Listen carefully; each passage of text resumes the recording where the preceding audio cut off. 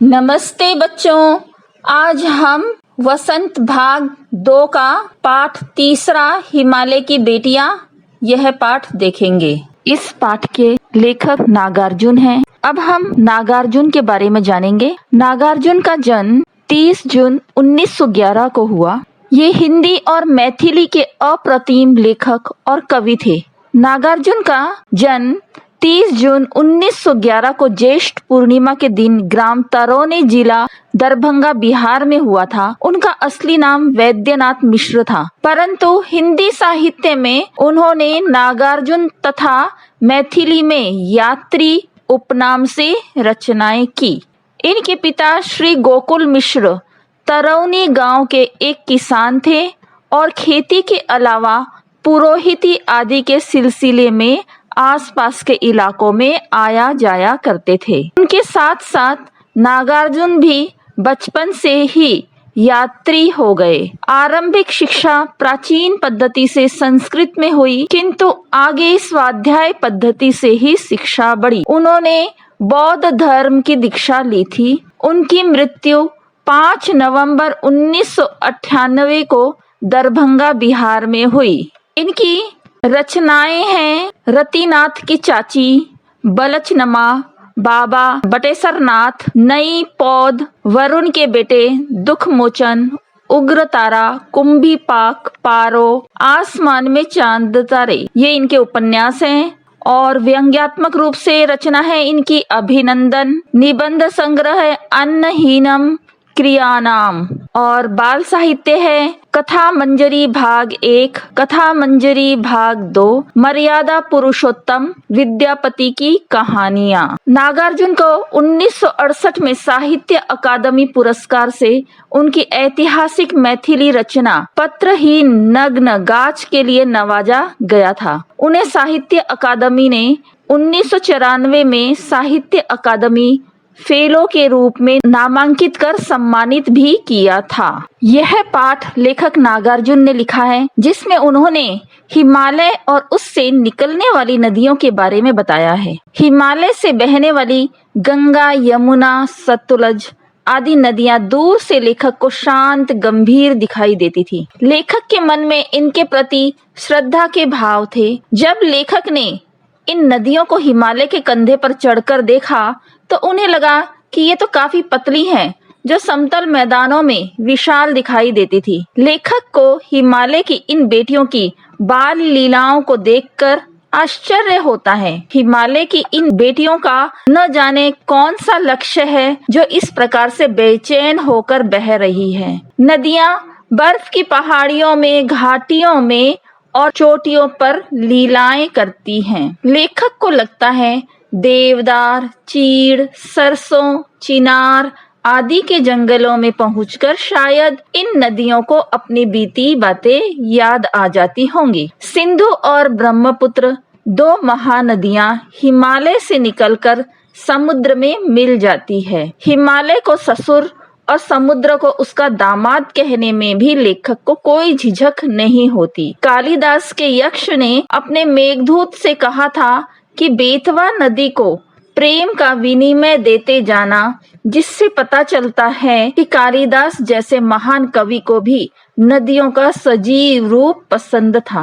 काका कालेलकर ने भी नदियों को लोकमाता कहा है, लेकिन लेखक इन्हें माता से पहले बेटियों के रूप में देखते हैं। कई कवियों ने इन्हें बहनों के रूप में भी देखा है। लेखक तिब्बत में सतलुज के किनारे पैर लटकाकर बैठने से वे इससे काफी प्रभावित हो गए। थोड़ी ही देर में उस प्रगतिशील जल ने असर डाला, तन और मन ताजा हो गया। वे गुनगुनाने लगे, जय हो सतलज बहन तुम्हारी, लीला अचरज बहन तुम्हारी, हुआ मुदित मन हटा खुमारी, जाऊं मैं तुम पर बलिहारी। तुम बेटी यह बाप हिमालय, चिंतित पर चुपचाप हिमालय, प्रकृति नदी के चित्रित तट पर, अनुपम अद्भुत छाप हिमालय, जय हो सतलज बहन तुम्हारी। इस तरह से वे गुनगुनाने लग गए। आपको ये पाठ अच्छी तरह से समझ में तो आ ही गया होगा। अब हम हिमालय की बेटियां इस पाठ के कठिन शब्दों के अर्थ देखेंगे। पहला शब्द है संभ्रांत,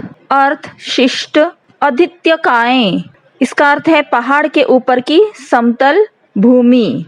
उपत्यकाएं, उपत्यकाएं का अर्थ है पहाड़ के पास की जमीन। खुमारी, खुमारी का अर्थ है आलस। चित्रित, चित्रित का अर्थ है बना हुआ चित्र। नटी, नटी का अर्थ है नृत्य करने वाली। प्रगतिशील, इसका अर्थ है आगे की ओर बढ़ने वाला। प्रतिदान, प्रतिदान का अर्थ है बदले में। बंधु, बंधु का अर्थ है भाई। बलिहारी, बलिहारी का अर्थ है न्योछावर होना।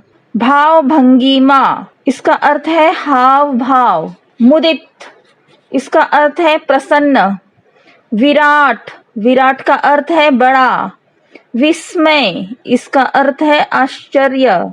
सरसब्ज, इसका अर्थ है हरा भरा या तो फिर लहलहाता। प्रतीत, प्रतीत का अर्थ है मालूम। कौतूहल, इसका अर्थ है जानने की इच्छा। मौन, मौन का अर्थ है चुप। श्रेय, श्रेय का अर्थ है यश। सचेतन, सचेतन का अर्थ है जानदार। लुभावना, लुभावना का अर्थ है मनमोहक। अतृप्त, इसका अर्थ है संतुष्ट न होना। प्रवाहित, प्रवाहित का अर्थ है बहना।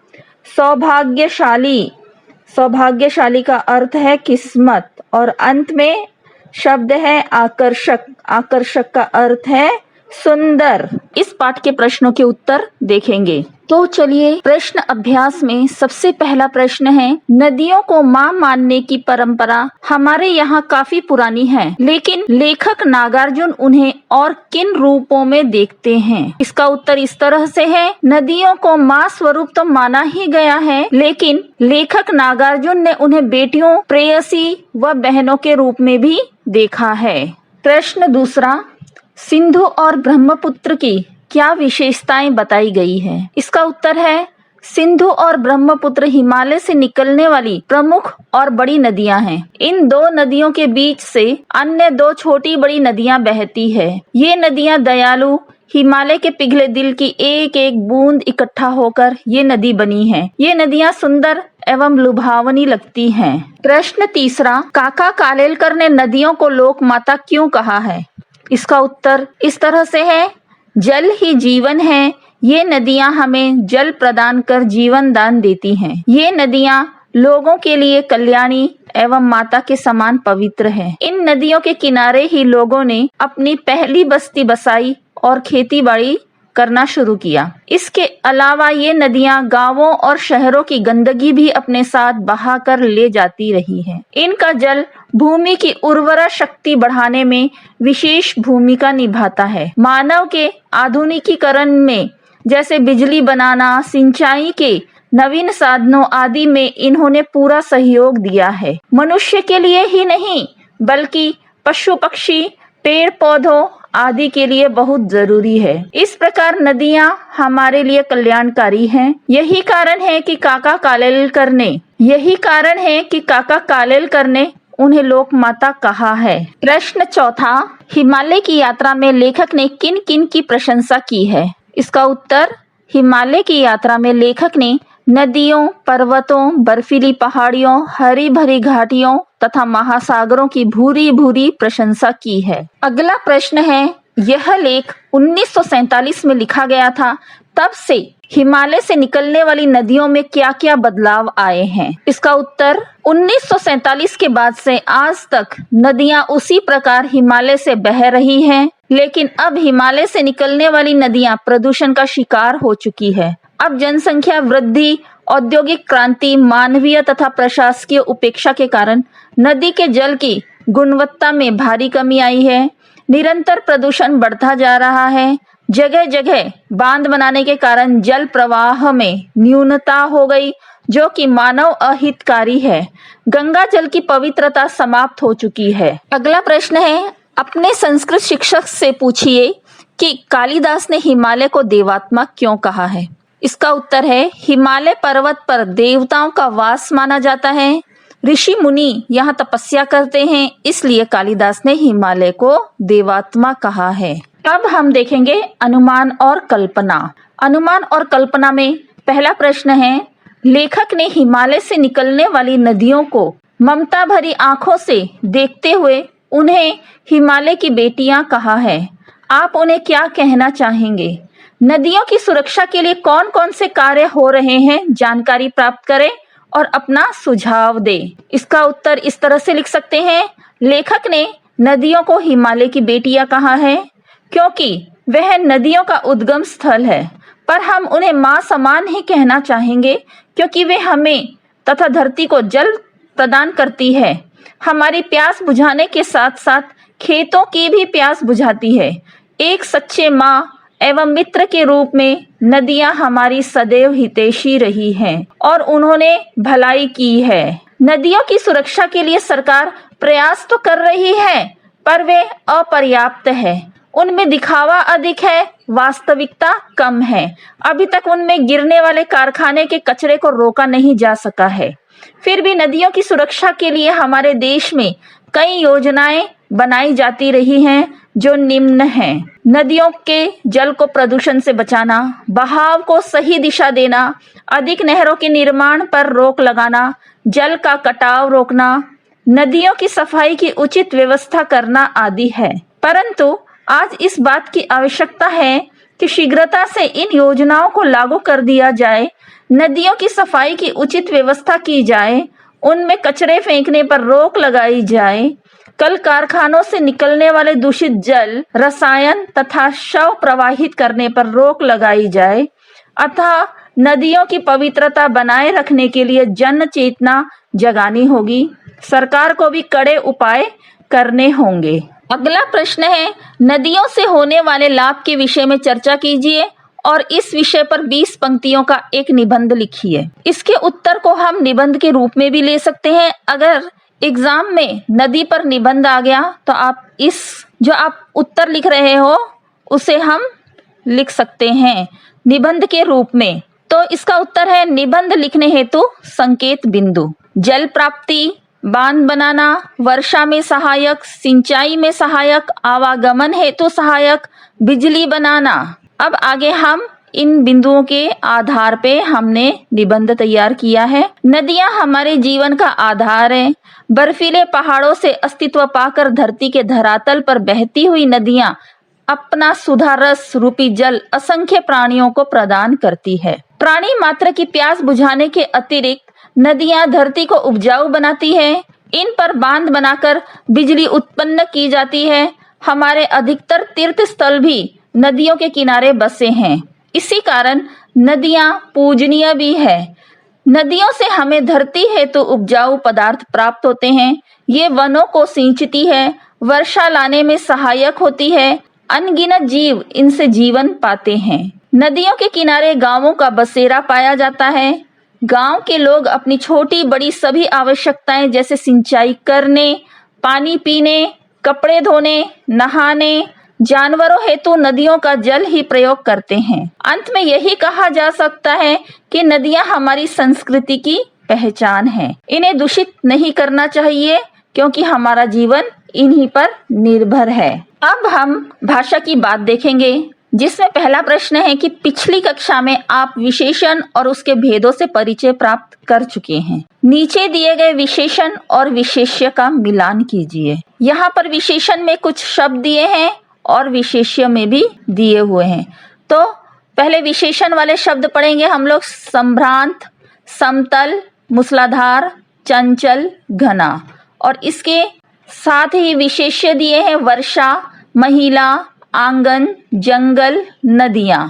अब हम इनका मिलान करेंगे। संभ्रांत के साथ विशेष्य होगा महिला, समतल विशेषण का विशेष्य होगा आंगन, मूसलाधार विशेषण का विशेष्य होगा वर्षा, चंचल विशेषण का विशेष्य होगा नदियां, घना विशेषण का विशेष्य होगा जंगल।